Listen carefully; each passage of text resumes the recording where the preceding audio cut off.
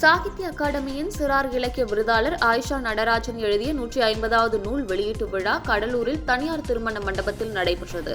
நூல் வெளியீட்டு விழாவிற்கு முன்னாள் தமிழ்நாடு அரசு தலைமைச் செயலாளர் இறையன்பு கலந்து கொண்டு புத்தகங்களை வெளியிட்டார்.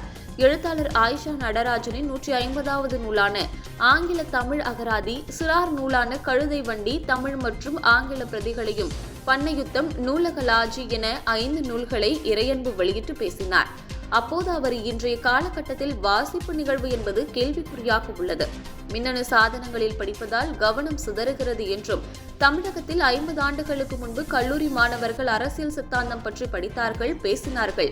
ஆனால் தற்போது மதிப்பெண்களுக்கு படிக்கின்றனர். இது வாழ்க்கைக்கு உதவாது. புத்தகங்களை படிப்பது நல்லது, வாசிப்பு சிறந்தது என்று பேசினார். இளங்கலை பட்டம் பெற்றவர்களும் இருந்தார்கள், பட்டறிவில் பட்டம் பெற்றவர்களும் இருந்தார்கள். குழந்தைகள் படிக்கிறார்கள், ஆனால் மின்னணு சாதனத்தில் படிக்கிறார்கள். அந்த மின்னணு சாதனத்தில் படிக்கிற போது அவர்களுக்கு கவனச்சிதறல் ஏற்படுகிறது. தொடர்ந்து வெகு நேரம் அவர்களால் வாசிக்க முடிவதில்லை. ஆடு நுனிப்புள்ளை மேய்வதை போல அவர்கள் அந்த பாடங்களை படிக்கிறார்கள், தகவல்களை படிக்கிறார்கள். நாங்கள் ஒரு நீளமான கட்டுரையை வாசிப்பதை விட அதன் சாரத்தை எதிலாவது எடுத்து அதை மட்டும் நான் எழுதினால் தேர்ச்சி பெற்று விடலாம் என்று நினைப்போம்.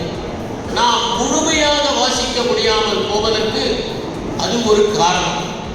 அது மட்டும் இல்லாமல் நிதானமாக படித்து உள்வாங்கி அடிக்கோடிட்டு திரும்ப படித்து விவாதிக்கின்ற அந்த நெறிமுறை நீங்கள் மின்னணு சாதனங்களை படிக்கிற போது நிகழ்வது இல்லை என்பது உண்மை.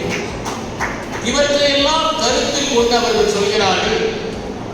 7 கோட்பாடுகளை அவர்கள் சொல்லுகிறார்கள். முதலாவதாக, ஒன்றை வாசிக்கிற போது தீர்க்கமான வாசிப்பு அவசியம். அதை விமர்சன பார்வையோடு வாசிப்பது அவசியம். அப்போதுதான் அரசியல் சித்தாந்தங்களை அலச முடியும். தமிழ்நாட்டிலே 50 ஆண்டுகளுக்கு முன்னால் கல்லூரி மாணவர்கள் அரசியல் சித்தாந்தங்களை பற்றி பரபரப்பாக தங்கள் விடுதிகளிலே விவாதிப்பதை பார்க்கலாம். ஆனால் இது நிகழ்வதில்லை. இன்று மதிப்பெண்களுக்காக மட்டும் படிக்கிறார். படித்ததை உடனே மறந்து விடுகிறார்கள். தேவோடு அந்த படிப்பது நின்று விடுகிறது. அதற்கு மேல் அது செல்வது இல்லை. எனவே படிப்பதை விமர்சன பார்வையோடு படிப்பதும், ஒரு விவாதித்துக் கொண்டு படிப்பதும், ஆசிரியரோடு நாம் தொடர்ந்து கலந்துரையாடுவதை போல படிப்பதும் அவசியம். மேலும் இந்நிகழ்ச்சியில் சாகித்ய அகாடமி பொதுக்குழு உறுப்பினர் பூபதி பெரியசாமி, விஞ்ஞான் பிரசார், அறிவியல் பலகை சுட்டி கணேசன், இந்திய மருத்துவக் கழக கடலூர் தலைவர் கண்ணன், டாக்டர் இளந்திரையன் ஆகியோர் கலந்து கொண்டனர்.